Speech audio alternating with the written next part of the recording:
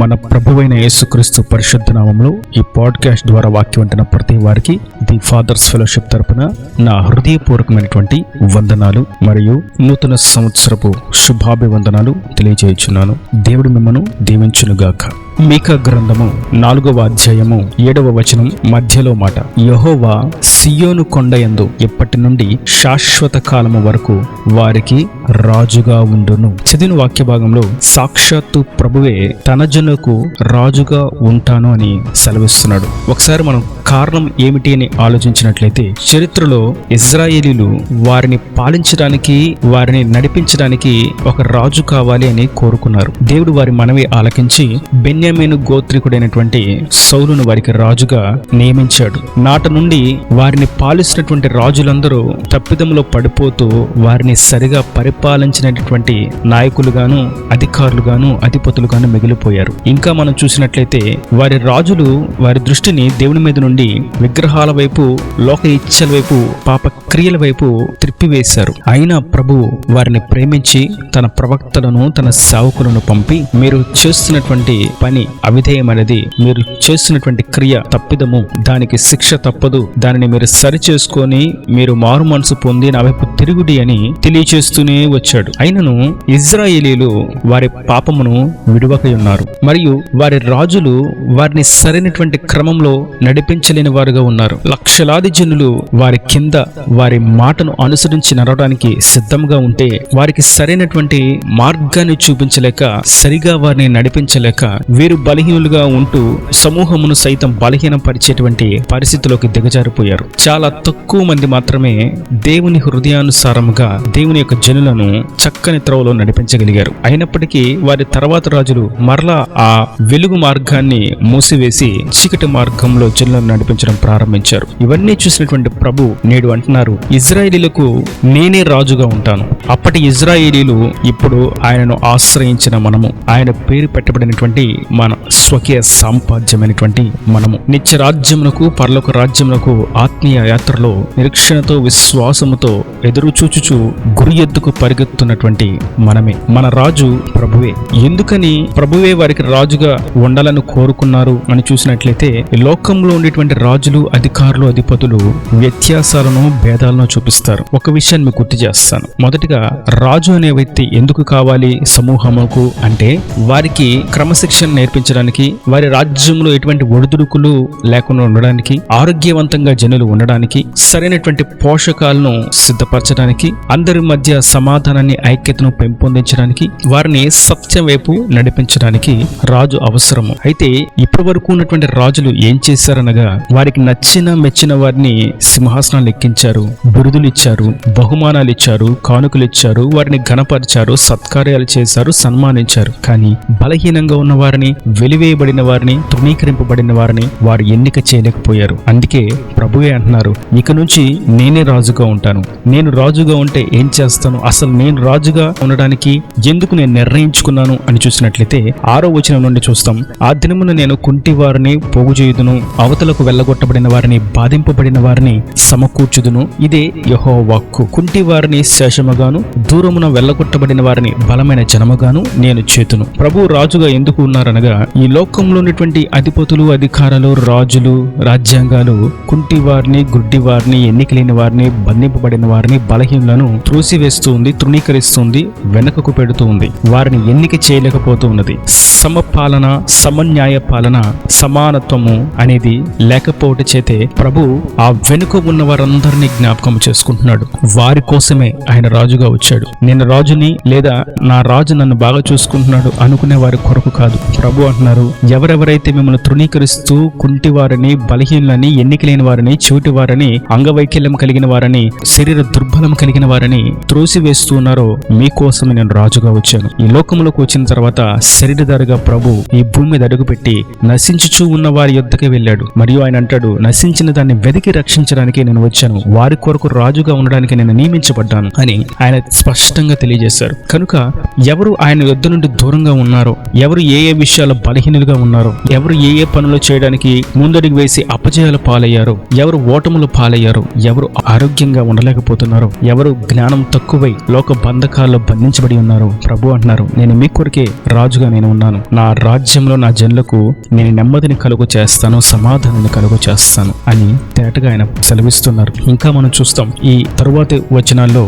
జనులు కేకలు వేస్తూ ఉన్నారు, మాకు బాధగా ఉంది, మాకు ఇబ్బందిగా ఉంది, మేము ఈ అప్పుల బాధలోంచి ఆర్థిక ఇబ్బందుల్లోంచి మేము లేవలేకపోతున్నాం, మేము శోధనను జయించలేకపోతున్నాం, శ్రమలను సహించలేకపోతున్నాం, సాతాను తంత్రాలను గుర్తించలేకపోతున్నాం, పరిశుద్ధాత్మను కాపాడుకోలేకపోతున్నాం, మాలో నిలిచి ఉండినట్లుగా మేము నిలబడలేకపోతున్నాం, ఈ లోకంలో పవిత్రంగా బ్రతకలేకపోతున్నాం, మాకు సహాయం చేయవారు ఎవరు అని కేకలు వేస్తూ ఉన్నారు. ప్రభు ఆ కేకలు విని అంటున్నారు, నేనే మీకు రాజుగా ఉంటాను, నన్ను చూసి మీరు నడవండి, మీ మార్గంలో నేను ముందుండి మెట్టగా ఉన్నటువంటి స్థలాలన్నిటినీ చదునుగా చేసి మీ మార్గాలను సరళం చేస్తాను, మీదుట ప్రాకారములను పగలకొట్టి ఇనుప గడియలను ఇత్తడి తలుపులను విరగకొట్టి మిమ్మల్ని ఆశీర్వాదకరమైనటువంటి మార్గంలో నేను నడిపిస్తాను అని ప్రభు సెలవిస్తున్నారు. మరొక విషయాన్ని మనం చూసినట్టయితే యెషయా ప్రవచన గ్రంథం 43వ అధ్యాయం 15 నుండి, యెహోవానగు నేనే మీకు పరిశుద్ధ దేవుడను, ఇశ్రాయేలు సృష్టికర్తనగు నేనే మీకు రాజును, సముద్రములో త్రోవ కలుగు చేయబడను, వడిగల జలములలో మార్గము కలుగు చేయబడను,